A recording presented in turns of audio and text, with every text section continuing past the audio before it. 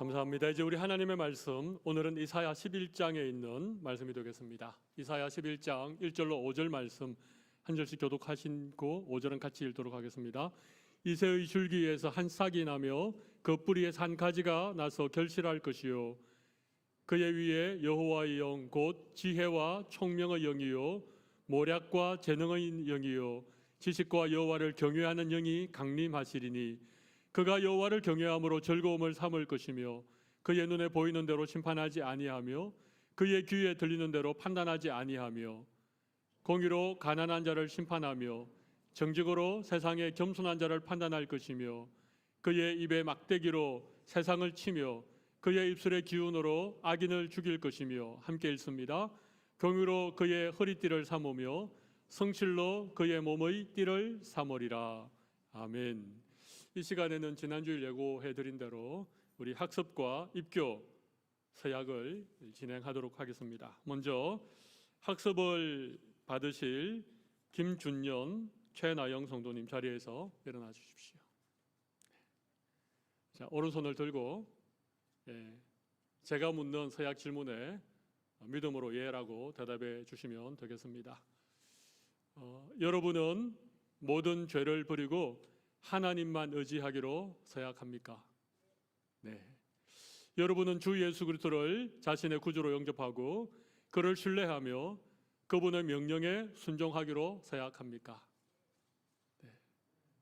네. 한 가지만 더 묻겠습니다. 여러분은 성경 말씀과 교회의 제반 규례를 열심히 학습하여 일정한 기간이 지난 다음 지체 없이 세례를 받기로 서약합니까? 네, 감사합니다. 손을 내려주십시오. 네, 제가 한번 기도하겠습니다. 하나님 아버지, 예수님을 구주로 고백하고 이제 처음으로 신앙생활하는 우리 최나영 성도님과 김준현 성도님 두 사람이 오늘 하나님과 많은 증인들 앞에서 예수 그리스도의 구주 되심과 하나님의 구원하심을 믿고 서약하였습니다. 이 서약을 주님이 기뻐 받아 주셔서 이들이 다음 세례 받을 때까지 열심히 말씀을 배우고 익혀 정말 하나님 앞에 온전한 믿음으로 세례 받을 수 있도록 두 사람 가운데 은혜를 내려 주시옵소서. 험한 세상 가운데 늘 동행해 주시고 눈동자와 같이 지켜주심으로 하나님의 자녀의 그 풍성한 삶을 누릴 수 있는 두 사람이 되게 하여 주시옵소서. 살아계신 예수님 이름으로 기도드리옵나이다. 아멘. 이 시간 공포하겠습니다. 최나영, 김준현 두 사람은 대양주 예수교 장로회 오클랜드 사랑의 교회 학습교인 된 것을 성부와 성자와 성령의 이름으로 공포합니다. 아멘. 우리 두 분의 학습 받으신 것을 우리 박수로 한번 격려하겠습니다. 축하합니다. 이제 두 분 자리에 앉아 주시기 바랍니다. 예, 감사합니다. 이어서 입교 서약할 두 사람을 호명하겠습니다. 민우찬, 장준하 두 사람 자리에서 일어나 주시기 바랍니다. 두 사람은 어렸을 때 부모님의 믿음의 고백을 따라 유아 세례를 받고 이제 만 14세 이상 성인이 되어서 본인의 믿음의 고백으로 이제 오늘 입교를 하게 됩니다. 우리 오른손을 들고 제가 묻는 질문에 예라고 크게 대답해 주시면 되겠습니다. 여러분은 어렸을 때 부모의 신앙 고백과 서약으로 세례를 받았으므로 이제는 그 고백과 서약을 여러분 자신의 것으로 삼고 성실히 지키기로 서약합니까? 질문의 의미를 잘 알고 대답한 거지요? 네, 묻습니다. 여러분은 자신이 죄인인 것을 알고 마땅히 하나님의 진노를 받아야 하지만 하나님의 크신 사랑에 의하여 구원받았음을 믿습니까? 네. 여러분은 예수 그리스도가 하나님의 아들이심과 죄인의 구주이심을 믿으며 그를 영접하고 그를 의지하기로 서약합니까? 예. 마지막 한 가지 더 묻습니다. 여러분은 성령의 은혜에 의지하여 성경 말씀에 순종하고 교회의 관할과 치리에 복종하고 화평과 성결을 이루기 위해 노력하기로 서약합니까? 네 번째 질문은 너무 어려운데요. 교회의 관할과 치리가 뭔지 아시겠습니까? 잘 모르겠죠. 네. 교회에서 가르치는 것을 잘 따르고 그렇게 믿음으로 신앙생활을 하는 것을 의미합니다. 그렇게 하겠습니까? 예, 감사합니다. 손을 내려주십시오. 기도하겠습니다. 하나님 아버지, 우찬이와 준아, 우리 사랑의 교회 신실한 믿음의 아들들이 아주 어렸을 때에 부모의 신앙 고백을 따라 유아 세례를 받아 이제 이렇게 잘 성장하게 하시고 온 성도들과 하나님 앞에 자신들의 믿음을 입으로 고백하며 서약함으로 입교 받을 수 있는 은혜 주셔서 너무너무 감사합니다. 하나님, 우리 교회 성도들의 자녀들이 이렇게 믿음으로 자라나게 하여 주십시오. 한 사람도 믿음의 길을 떠나는 일이 없도록 은혜 내려 주시기를 간절히 원합니다. 험한 세상입니다. 너무나 혼란스러운 시대를 우리가 살아가고 있지만 우리의 가정에서 자라는 믿음의 자녀들이 올곧게 자라나게 하시고 신실하게 자라나게 하시고 부모의 기도와 눈물을 먹고 자라나게 하셔서 이렇게 의젓한 성인이 되어 자신들의 입술로 자신들의 믿음의 고백으로 하나님께 서약하고 이렇게 입교를 하게 되었습니다. 온 교회와 더불어 축복하며 함께 기뻐합니다. 하나님, 우리 사랑의 교회는 다음 세대를 세우는 교회 되게 하시고 이들이 신실하게 자라나 하나님 나라의 일꾼 되게 하시고 땅끝까지 복음 증거하는 선교사들이 되게 하여 주셔서 이 땅에 주님 오심을 예비하는 아름다운 교회로, 아름다운 믿음의 자녀들로 주님이 축복하여 주시옵소서. 살아계신 예수님 이름으로 기도드리옵나이다. 아멘. 제가 공포하겠습니다. 민우찬, 장준아 두 사람은 대양주 예수교 장로회 오클랜드 사랑의 교회 입교인된 것을 성부와 성자와 성령의 이름으로 선포합니다. 아멘. 우리 두 사람 위해서 뜨거운 박수로 한번 환영하도록 하겠습니다. 네, 감사합니다. 우리 이렇게 네 분이 잠깐 앞으로 나와 주시겠습니까? 네, 그리고 우리 성도들을 향해서 한번 돌아서 주시면 되겠습니다. 네. 자, 다 이렇게 손을 펼치십시오. 예, 우리 축복송 합시다. 너는 시냇가에 심은 나무라. 반주가 될까요 혹시? 네, 안 되셔도 됩니다. 너는 시냇가에 심은 나무라. 한번 해보실래요? 너는 시냇가에 심은 나무라. 주의 사랑 안에 믿음 뿌리 내리고 그다음 뭐죠? 주의 뜻대로 항상 살리라. 우리 다 손을 펼치고 우리 오늘 특별히 학습받는 건 너무너무 귀한 일입니다. 우리 최나영 성도는 우리 뉴질랜드 오셔서 처음 예수님을 믿고 신앙생활을 시작하게 되셨습니다. 얼마나 신앙생활을 잘하는지 여러분들도 관심을 가지고 축복 많이 해주시고, 우리 준현이는 우리 최나영 성도 가정의 아들입니다. 위에 누나가 하나 있고 아들이 있는데 조금 발달 장애가 조금 있습니다. 그런데 교회 안에서 믿음으로 잘 자라날 수 있도록 여러분들이 관심 가지고 많이 기도해 주시면 감사하겠습니다. 우리 우찬이, 준아 다 우리 믿음의 가정의 자녀들인데 이들이 또 우리 교회에 신실한 일꾼 될 수 있도록 그렇게 해주십시오. 우리 반주 시작해 주실래요? 네.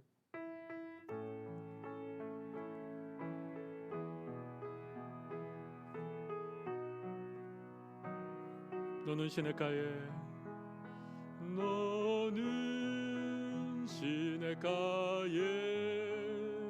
심은 나무라. 하나님의 사랑 안에, 하나님의 사랑 안에 믿음 뿌리 내리고 주의 뜻대로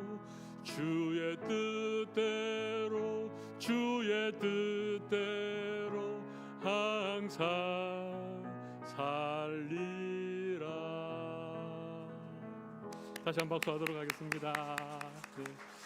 감사합니다. 이제 네, 우리 우리 구역에서 꽃다발이랑 선물을 준비했네요. 네, 감사합니다. 축복합니다. 감사합니다.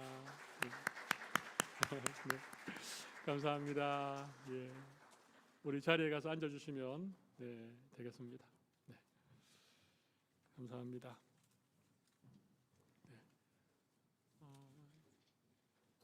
원래 오늘 세례도 한 사람 받기로 했었는데 조금 이렇게 부모님이 워낙 완강하게 반대하셔서 다음 기회에 받을 수 있도록 준비하도록 하겠습니다. 우리 교회 안에 이렇게 학습 받으시는 분, 또 세례 받으시는 분, 입교하는 이런 성도들이 끊어지지 않도록 여러분도 계속 기도해 주시고 또 열심히 복음 전해 주시면 참 좋겠습니다. 우리 오늘 2부 예배, 우리 오래간만에 중고등부 친구들이랑 함께 예배를 드리고 있는데 오늘 예배에 참석하신 모든 성도님들 하나님의 이름으로 축복합니다. 그 하나님의 크신 은혜와 평강이 여러분들과 함께 하시기를 간절히 바랍니다. 우리 옆에 계신 분들에게 하나님의 은혜와 평강이 함께 하시기 바랍니다. 주로 축복 한번 하겠습니다. 하나님의 은혜와 평강이 함께 하시기를 바랍니다. 네, 감사합니다. 요즘 한국은 대선이 코앞에 있습니다. 그죠? 예, 채 90일도 남지 않았습니다. 그래서 요즘 온통 모든 뉴스나 언론 매체가 대선과 관련되어진 그런 소식을 전하고 있습니다. 그런데 어떤 신문에 보니까 이번 대선을 이렇게 표현을 했더라고요. 예, 역대급 비호감 대선. 비호감이 뭔지 아시죠, 중고등부 친구들? 역대급 비호감 대선이라는 것입니다. 이번에 나온 대선 후보들이 별로 호감이 가지 않는다. 어떤 정치인은 이분 또 한때 어느 당의 대선 후보로 나오셨던 분인데 이분이 이번 대선을 이렇게 표현을 했더라고요. 막장 드라마 같은 대선이다. 막장 드라마 아십니까? 예, 캐면 캘수록 정말 이게 막장인 그런 드라마 같은 대선이다. 저는 좀 안타까운 마음이 듭니다. 사람은 불완전하잖아요. 완벽한 인간이 있을 수 있겠습니까? 누구에게나 약점이 있고 누구에게나 결함이 있는데 계속해서 그것만을 파고들면 누가 이 나라의 지도자가 되겠습니까? 그분들이 대선에서 대통령으로 세워지고 난 다음에도 그런 지도자를 존경할 수 있겠습니까? 세상의 지도자는 어쩔 수 없는 것 같습니다. 그래도 여러분 좋은 지도자는요 백성이 만들어가는 것입니다.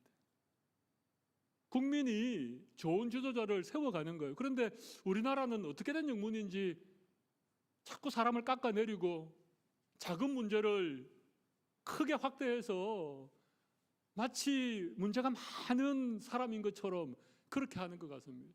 그러니까 우리나라에는 인물이 나오지 않습니다. 정말 괜찮은 분인데, 정말 좋은 리더십을 가지고 있는 분인데 현미경으로 그 사람의 삶을 이렇게 보면 털어서 먼지 안 나는 사람이 누가 있습니까? 그러니까 지도자가 되기 전에 다 이런저런 문제가 걸려서 그냥 중도에 하차를 하고 마는 것입니다. 그러니까 나라의 지도자를 세워야 되는데 사람이 없습니다. 참 안타까운 현실이 아닌지 모르겠습니다. 이런 식으로 가면 앞으로 누가 지도자가 되겠습니까? 좀 부족함이 있고 약점이 있고 실수가 있어도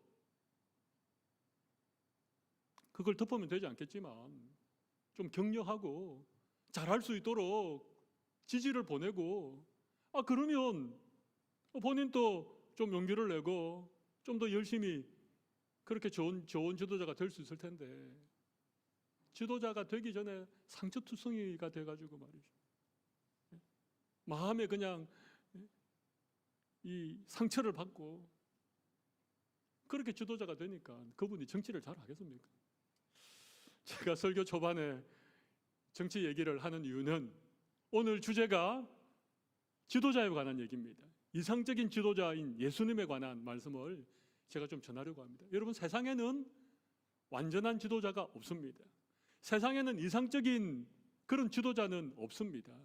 근데 오늘 우리가 읽은 이 성경 말씀에 보면 예수님을 소개하고 있는데 이 예수님이야말로 완벽한 지도자, 이상적인 지도자이십니다. 오늘 저는 그런 주제로 잠깐 말씀의 은혜를 나누면 좋겠습니다. 그리고 여러분들도 지도자를 위해서 기도 많이 해주시고, 우리가 외국에 살고 있지만 제 외국인 부재자 투표 다 신청하셔서 여러분의 신성한 한 표를 꼭 행사하시기 바랍니다. 네. 최선의 인물이 아니면 차선의 인물을 투표하십시오. 여러분, 그 사람의 정당을 보고 하지 마시기 바랍니다. 그 사람이 하는 얘기를 잘 들으시고 공약을 살펴보시고, 그렇게 하십시오. 여러분, 정 없으면 기권을 하셔도 됩니다. 기권은 나온 후보 중에 나는 선택할 사람이 없다라는 자기의 의사를 정확하게 표현하는 것이 기권입니다. 투표를 안 하시는 것은 여러분의 신성한 권리를 포기하는 것입니다. 저도 이번에 신청해서 투표를 해볼 생각입니다. 절차가 좀 어떤지 모르겠지만, 여러분, 좋은 지도자는 국민이 만드는 것입니다. 그런데 세상 지도자는, 완벽한 지도자는 없습니다. 그런데 오늘 예수님은 정말 완전한 이상적인 그런 지도자의 모습으로 소개되고 있습니다. 어떤 분이실까요? 첫 번째는요, 출발부터 다른 지도자라는 것이에요. 출발부터 다른 지도자. 네. 오늘 본문 1절을 한번 보실까요? 이새의 줄기에서 한 싹이 나며 그 뿌리에서 한 가지가 나서 결실할 것이요. 자, 여기 보면 이새의 줄기에서 한 싹이 난다, 이런 말씀이 있고, 그 뿌리에서 한 가지가 나서 결실할 것이다, 이런 말씀이 있죠. 여러분, 이새라고 하는 사람이 누구일까요? 이스라엘의 가장 위대했던 왕 다윗의 아버지가 이새입니다. 그래서 이새의 줄기에서 한 싹이 난다, 이 말은 예수님이 다윗 왕의 후손으로 오신다는 말씀입니다. 이해가 되시지요? 그렇습니다. 예수님은 다윗 왕의 후손으로 오신 분이십니다. 그래서 예수님은 유대인의 왕으로 나신 분이십니다. 마태복음에 보면 예수님이 유대 땅 베들레헴에서 태어나셨을 때에 동방에서 별을 연구하던 박사들이 예수님을 찾아왔습니다. 베들레헴으로 곧장 가지는 못했고 예루살렘에 가서 그 당시 유대를 다스렸던 헤롯 대왕에게 여기에 유대인의 왕이 났다고 하는데 어디에서 났습니까? 그러자 헤롯이 구약학자들을 모아서 성경을 연구해 보니까 미가서 5장 2절에 베들레헴에서 메시아가 오신다, 그 말씀을 듣고 베들레헴으로 보냅니다. 그리고 그 아기 왕께 경배하고 돌아오는 길에 나에게도 얘기해다오, 그렇게 얘기하죠. 헤롯이 그 얘기 듣고 찾아가서 죽이려고, 그죠? 그래서 이 동방에서 온 박사들이 예수님이 나신 곳에 갔습니다. 그 위에 별이 머물러 있었기 때문에. 그리고 그곳에 들어가서 마리아의 품에 안겨 있는 예수님에게 경배하고 예물을 드렸죠. 동방에서 온 박사들이 드린 예물이 뭡니까? 세 가지 예물이 뭡니까? 중고등부 친구들, 세 가지 예물이 뭡니까? 황금과 유향과 몰약이죠. 황금과 유향과 몰약, 이 세 가지 예물은요, 아무에게나 드리는 예물이 아닙니다. 이것은 왕에게 바치는 예물입니다. 그러니까 마태복음에는 예수님이 다윗 왕의 후손으로 오시는 유대인의 왕이라고 그렇게 분명하게 말하고 있습니다. 그런데 여러분, 또 이사야 선지자는 예수님에 대해서 그 뿌리에서 한 가지가 나서 결실할 것이요, 이렇게 표현하고 있죠. 뿌리에서 하나의 가지가 나온다, 이 얘기는요, 나무가 이렇게 우람하게 자라나서 막 줄기가 뻗어나가고 가지가 뻗어나가고 거기에 잎사귀가 무성한 이런 나무가 아닙니다. 여기 뿌리에서 한 가지가 나온다는 말은 밑둥이 잘려버린, 여러분 가끔 이렇게 집 주위에 이렇게 트레킹 하다 보면 나무를 좀 잘라놓은, 그래서 그 가운데로 길을 만들어 놓은 그런 코스가 있지요. 그런데 잘 가보시면 나무 밑둥이 잘렸는데 거기에서 가지가 하나, 아주 연약한 가지가 하나 올라오는 그런 걸 볼 수 있을 겁니다. 예수님의 탄생이 그렇다는 것입니다. 밑둥이 잘린, 그래서 뿌리밖에 남지 않은 나무는 그 당시 유대를 의미하는 것입니다. 아수르라고 하는 강력한 나라에 의해서 북이스라엘은 이미 멸망해 버렸고, 남유대도 바람 앞에 등불 같은 그런 상황 가운데에 놓여 있는 그 이스라엘에 예수님이 태어나신다는 말이에요. 그런데 밑둥이 잘려버린 그 뿌리에서 연약한 가지 하나가 나올 것이다. 이건요, 예수님이 가장 낮고 가장 천한, 가장 연약한 모습으로 이 땅에 오실 것을 예언하는 것입니다. 실제로 누가복음에 보면요, 예수님이 어디에서 태어났습니까? 베들레헴의 마구간에서 태어났는데 그 예수님을 어디에 누였습니까? 말구유, 말밥통에 예수님을 누였다는 거예요. 여러분, 혹시 여러분들 어디서 태어났는지 아십니까? 혹시나 여러분들 태어나서 말밥통에 누인 그런 분이 계십니까? 예수님이 말구유에 누이셨다는 것은 가장 비천하게, 가장 낮은 자리에 오셨다는 거예요. 그리고 그때 예수님에게 찾아와서 경배했던 사람들이 누굽니까? 한밤중에 양치던 목자들이죠. 여러분, 한밤중에 목자들이 양을 친다는 말은 이 목자들은 양이 밤새도록 지낼 수 있는 큰 우리를 가진 사람입니까? 가지지 못한 사람입니까? 그런 양우리가 없는 아주 가난한 목자들이에요. 목자들 중에도 제일 가난하고 제일 못 사는 목자들, 그 목자들이 예수님에게 찾아와서 예수님에게 경배를 했습니다. 누가복음은 예수님이 가장 낮고 가장 천한 자리에 오셨다는 것을 우리에게 알려주고 있습니다. 마태복음은 다윗의 후손 유대인의 왕으로 오신 예수님을 얘기하고 있고, 누가복음은 말구유에 태어나신 가장 낮고 천한 자리에 오신 예수님을 우리에게 알려주고 있습니다. 그래서 예수님은요, 출발부터가 다른 지도자이십니다. 예수님은 가장 낮고 천한 그런 자리에 태어나셨고, 예수님은 유대인의 왕이라고 하는 신분을 가지고 태어나신 분이세요. 그러니까 예수님은요, 알파와 오메가가 되시는 거예요. 예수님의 삶의 스펙트럼은 가장 낮은 자부터 최고의 지위에 있는 사람들까지 우리 예수님이 다 품을 수 있는 그런 분으로 이 땅에 오셨다는 거예요. 어렸을 때 찢어지게 가난한 그런 환경에서 자란 사람들, 그렇게 자수성가한 사람들, 그분들 중에도 뭐 정말 추진력이 있고 대단한 어떤 그런 파워를 가진 사람이 있지만 그런 분들 마음속에는 엉어리가 있을 수 있습니다. 상처가 있을 수 있습니다. 그런 분들이 지도자가 되면 어려움이 있을 수 있습니다. 그죠? 근데 태어날 때부터 좋은 집안에 금수저를 물고 태어나서 어려움은 하나도 겪어보지 못한 그런 사람, 그런 사람들은 또 진짜 힘들고 어려운 사람들을 이해를 못할 수 있습니다. 제가 볼 때 세상의 지도자들은요, 좀 이렇게 편향적입니다. 좀 치우쳐 있습니다. 그런데 예수님은 그런 분이 아니십니다. 왜 그렇습니까? 이 새에 줄기에서 한 싹이 난 것이고 뿌리에서 한 가지가 올라와서 결실한 분이기 때문에, 예수님은 가장 위대한 왕으로 오셨지만 가장 낮고 천한 말구유에 태어나신 분이시기 때문에 예수님은요, 이 세상의 모든 사람들을 다 품으시고 그들을 다 이해하시고 그들을 섬기고 다스릴 수 있는 지도자라고 하는 거예요.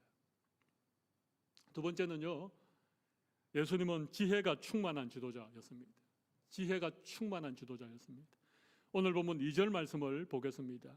그의 위에 여호와의 영, 곧 지혜와 총명의 영이요, 모략과 재능의 영이요, 지식과 여호와를 경외하는 영이 강림하시리니. 자, 예수님은 여호와의 영이 그에게 임하신 분인데 어떤 영이 임하였다고 말하고 있습니까?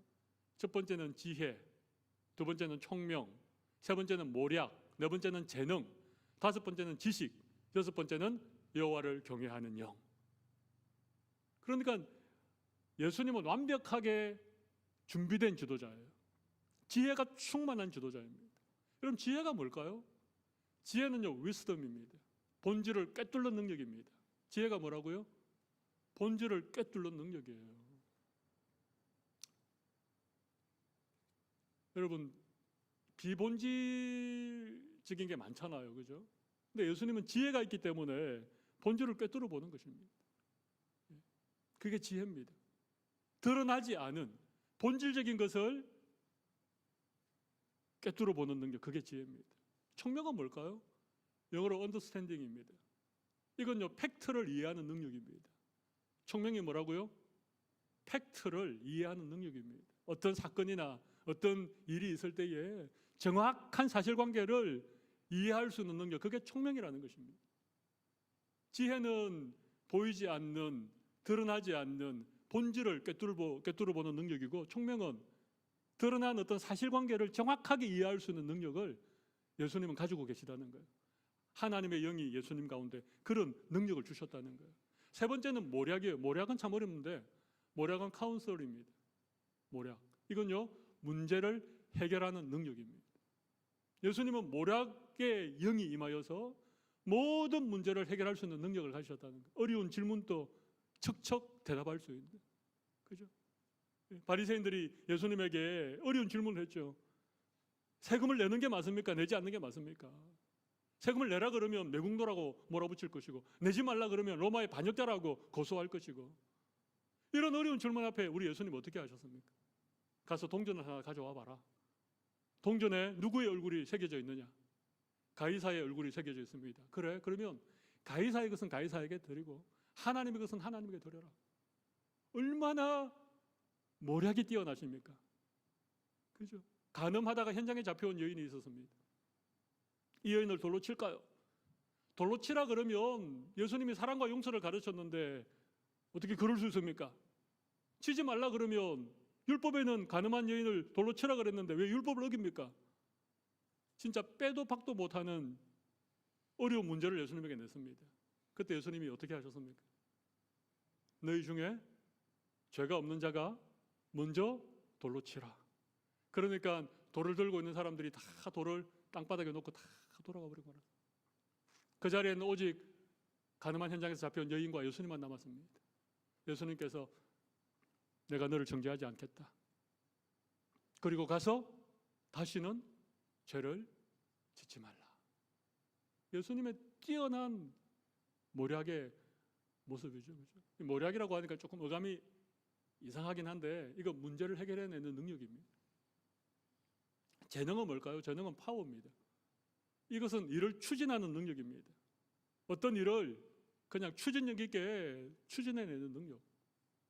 어려움이 있다고 포기하지 않는, 어떤 일을 성사시키고 어떤 일을 실천할 수 있는 그런 능력이 재능입니다. 파워입니다. 파워. 지식은 뭘까요? 지식은 knowledge인데, 지식은 전문 분야의 지식 능력입니다.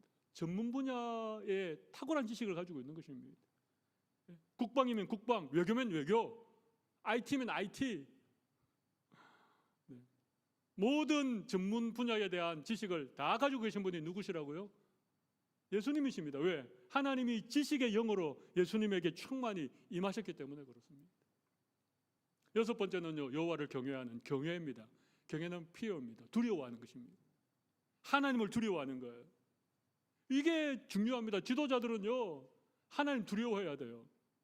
지도자들이 자기가 권력을 잡았다고 백성들을 무시하고 하나님을 두려워하지 않으면요, 그 권력이 막 나갑니다. 통제되지 않는 권력은요, 이건 폭력이 되는 거예요. 근데 예수님은 하나님을 두려워했습니다. 그래서 늘 하나님께 기도하고 하나님의 뜻을 구하고, 새벽 미명에 한적한 곳에 가셔서 먼저 하나님께 기도하지 않았습니까? 예수님도 하나님이신데, 삼위일체 가운데 한 분 하나님이신데, 그 예수님이 언제나 하늘 아버지를 의식하고 그 하나님 아버지의 뜻을 이루어 드리기 위해서 늘 그렇게 행하시는 모습을 보여주는 것이죠. 예수님은 정말 지혜가 충만한 지도자, 완벽하게 준비된 지도자, 예수님이십니다. 저도 이 세상의 지도자들도 좀 이렇게 하나님 두려워하는 마음을 좀 가졌으면 좋을 것 같아요. 하늘 바라보면서 좀 하늘 아래 내가 있다, 아무리 최고의 권력의 자리에 있어도 그런 마음을 좀 가졌으면 좋겠습니다. 그리고 3절 첫 부분에 보면 그가 여호와를 경외함으로 즐거움을 삼을 것이며, 그죠? 그러니까 여호와를 경외하는 것이 즐거움이에요. 자기가 가진 권력을 가지고 이권을 챙기고 사람들을 마음대로 오라가라 하고 그런 걸 즐기는 그런 세상의 지도자가 아니라 하나님을 두려워하는 것을 즐거움으로 삼는 지도자가 예수님이십니다. 그분이 이 땅에 평화의 왕으로 오신 우리의 진정한 지도자 예수님이라고 하는 사실입니다. 저는 이런 예수님이 나의 왕이신 것이 얼마나 기쁘고 감사한지 모르겠습니다. 세상의 지도자들, 세상의 왕들, 세상의 대통령들은 다 우리를 실망시키지만 예수님은 그런 분이 아니십니다. 한 가지 더 살펴보겠습니다. 예수님은 공의로 다스리시는 지도자입니다. 공의로 다스리는 지도자라고 하는 거예요. 여러분, 오늘 본문 4절을 한번 보실까요? 3절을 먼저 봅시다. 3절 보면 그가 여호와를 경외함으로 즐거움을 삼을 것이며, 그 다음 뭡니까? 그의 눈에 보이는 대로 심판하지 아니하며 그의 귀에 들리는 대로 판단하지 아니한다. 저는 이 말씀이 너무 좋습니다. 제가 이 말씀 준비하면서 우리 예수님은 눈에 보이는 대로 심판하거나 귀에 들리는 대로 판단하지 않는 분이라고 하는 것이 얼마나 저에게 위로가 되고 좋은지 몰랐습니다. 눈에 보이는 대로, 그죠? 눈에 보인다는 건 뭡니까? 그냥 외모만 본다는 거예요. 드러난 결과만 본다는 것입니다. 그걸 가지고 다 심판해 버린다는 거예요. 근데 예수님은 그렇지 않습니다. 물론 예수님은 우리의 중심을 아시는 분이시니까 그렇지만 예수님은 그 사람이 외모가 어떤가, 그 사람이 돈이 많은가 적은가, 그 사람이 말을 얼마나 청산유수와 같이 하는가, 그것만 가지고 판단하지 않는다는 것입니다. 눈에 보이지 않는 부분들, 그 사람의 마음이 정말 어떨까? 결과는 이렇지만 과정은 어땠을까? 이걸 예수님이 헤아려 주신다는 것입니다. 그분이 우리의 지도자이신 예수님이십니다. 세상은요, 다 눈에 보이는 대로 심판하죠. 근데 예수님은 그렇지 않습니다. 또 귀에 들리는 대로 판단하지 않는다는 거예요. 여러분, 지도자 주변에 얼마나 많은 아침꾼들이 있습니까? 소위 참모라고 하는 이름을 가지고 있으면서 대통령이나 지도자의 귀에 얼마나 많은 말을 들려줍니까? 근데 그것만 듣고 판단하면 잘못 판단할 가능성이 참 많습니다. 그런데 예수님은 귀에 들리는 대로 판단하지 않는다는 것입니다. 바람결에 들려오는 소문만 듣고 어떤 마음의 결정을 하지 않는다는 것입니다. 사실관계를 확인하고 여러 사람의 얘기를 들어보고 그냥 집무실에 앉아서 참모들이 들려주는 그런 얘기만 듣고 어떤 걸 결정하는 것이 아니라 직접 발로 현장을 다니면서 사람들의 얘기를 들으면서 우리 예수님 그렇게 하시겠다는 것입니다. 실제 예수님이요, 저 납달리, 저 스불론, 그 유다의 변경들, 이방 땅들, 가난한 자들이 있는 곳, 병자들이 모이는 그곳, 우리 예수님 정말 부지런히 다녔습니다. 그리고 현장에서 사람들의 얘기를 들었습니다. 그들의 아픔을 들었습니다. 그들의 눈물의 의미를 예수님이 직접 그곳에 가셔서 다 들어주셨습니다. 그리고 그것을 가지고 판단을 하셨죠. 그 당시 지도자들, 소위 종교 지도자들은요, 그렇지 않았습니다. 근데 우리 예수님은 눈에 보이는 대로 심판하지 않고 귀에 들리는 대로 판단하는 분이 아니십니다. 저는 이런 예수님이 저의 영적인 지도자이시고 저의 왕이라고 하는 게 얼마나 위로가 되고 감사한지 모르겠습니다. 4절 한번 보실까요? 4절에 보면 공의로 가난한 자를 심판하며 정직으로 세상에 겸손한 자를 판단할 것이다. 공의로 가난한 자를 심판한다는 말은 어떤 의미겠습니까? 가난하다고 무시하지 않는다는 것입니다. 그 당시 얼마나 많은 재판에 뇌물이 오고 갔습니까? 뇌물을 받고 판단을 굳게 하는 일들이 얼마나 많았습니까? 가난한 과부가 아무리 송사를 해도 무시해버리는 것이 그 당시, 그 당시뿐이겠습니까? 오늘날도 심지어 이런 얘기가 있지 않습니까? 무전, 유죄, 유전, 무죄. 우리 중고등부 친구들 이게 무슨 말인지 아세요? 무전, 유죄, 유전, 무죄. 돈이 있으면 죄가 없고 돈이 없으면 없던 죄도 생긴다는 것입니다. 왜 이런 말이 생겼을까요? 왜 이런 말이 세상이 그렇다는 것입니다. 세상의 재판관은, 세상의 지도자들은 돈이 있고 힘이 있고 빽이 있으면 잘못된 것도 덮어준다는 것입니다. 근데 돈이 없으면, 가난하면 없던 제도 만들어 뒤집어 씌운다는 것입니다. 근데 예수님은요, 그렇지 않습니다. 공의로 가난한 자를 심판하십니다. 가난하다고 봐주는 게 아닙니다. 물론 심령이 가난한 자는 복이 있다 그렇게 말씀하셨지만, 가난하다고 봐주거나 부자라고 뭐 그런 게 아니에요. 공의대로 공평하게 정의롭게 정직으로 세상의 겸손한 자를 판단할 것이다. 정직하다는 것입니다.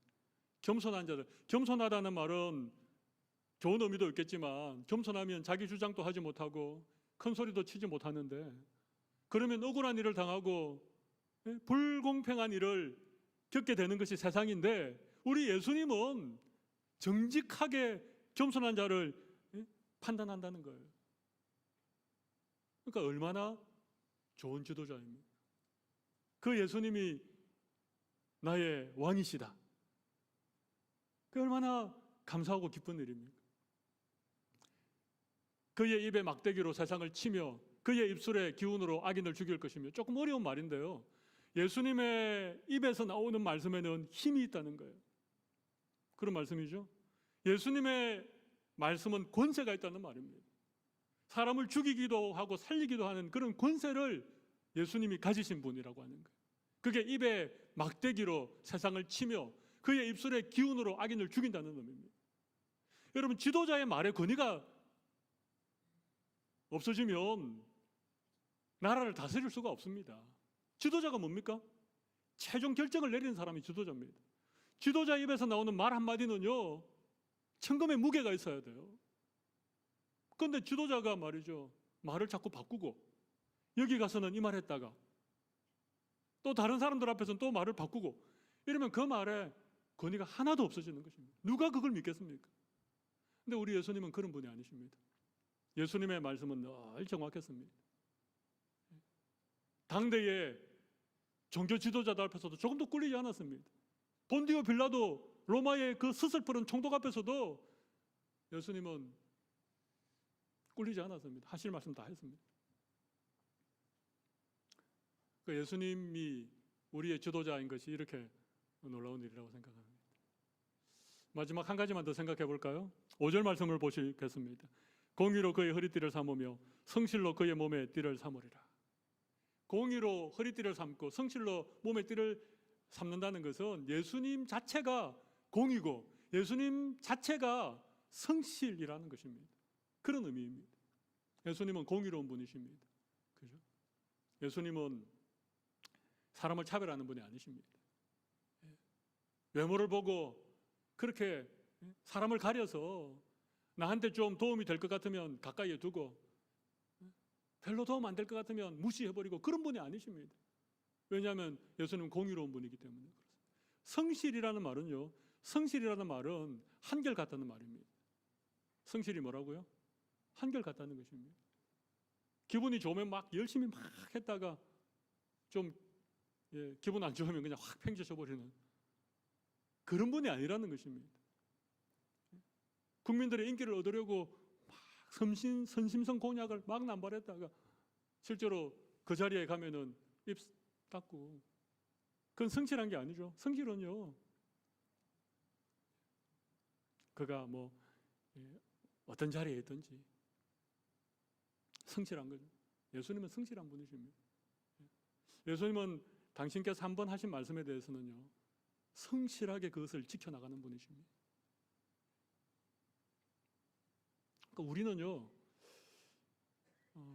세상의 지도자를 보면서 자꾸 그냥 걱정하고, 그냥 막 비난하고, 모여서 막 욕하고,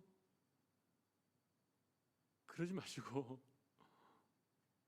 진짜 우리의 왕 대신 예수님이 얼마나 좋은 지도자인가, 예수님이 내 삶을 다스리심을 우리가 정말 기뻐하고, 예수님으로부터 위로를 얻고 예수님에게 소망을 두고 그렇게 사실 살아가면 됩니다.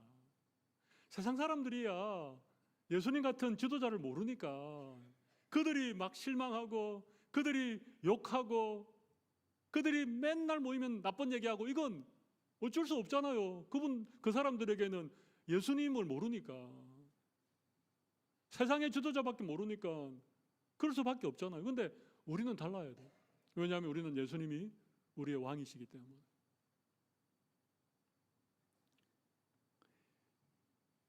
이 예수님이 이 땅에 오신 그날이 성탄절이죠.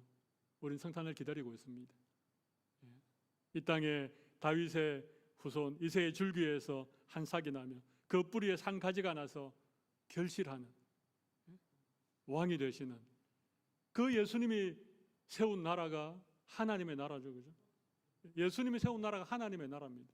우리는 세상에 속해 있지만 또 한편으로는 하나님의 나라에 속해 있는 하나님 나라의 백성들입니다. 우리는 예수님이 나의 왕이십니다 라고 고백하고 예수님의 통치를 기꺼이 받아들이는, 예수님의 다스림을 기뻐하는 믿음의 삶을 살아가는 자들입니다. 하나님 나라의 백성들이죠. 여러분, 이 세상에 하나님의 나라가 이루어진 공동체가 두 가지가 있습니다. 하나는 당연히 교회입니다. 또 하나는요, 믿는 성도들의 가정입니다. 이 땅에 이루어지는 하나님의 나라가 어디라고요? 교회와 가정입니다. 적어도 교회와 가정은 예수님이 왕이 되셔서, 예수님이 지도자가 되셔서 다스리는 공동체, 그게 교회고 그게 가정이어야 된다는 것입니다. 오늘 우리 사랑의 교회도 이 뉴질랜드 땅 오클랜드에 세워진 하나님의 나라입니다. 이 하나님의 나라인 오클랜드 사랑의 교회의 왕이 누구십니까? 예수님이십니다. 우리 교회의 진정한 지도자는 누구십니까? 예수님이십니다. 예수님이 친히 다스리는 나라, 그런 공동체가 교회라는 거예요. 목사는 뭡니까? 예수님이 왕으로 계신 그 나라에 아주 조그마한 사랑의 교회라고 하는 공동체에 예수님이 좀 책임을 맡겨서 그 교회를 섬기라고 세워준 사람이 목사입니다. 목사가 마음대로 할 수 있을까요? 절대 그렇게 할 수 없습니다. 예수님이 다스리는 방식을 따라서 교회를 섬겨야 되는 것이죠. 그 예수님의 통치의 특징들이 오늘 본문에 잘 나와 있습니다. 그죠? 이런 교회가 되면, 이런 공동체가 되면 그야말로 그 교회는 이 땅에 실현되어진 하나님의 나라가 되는 거예요.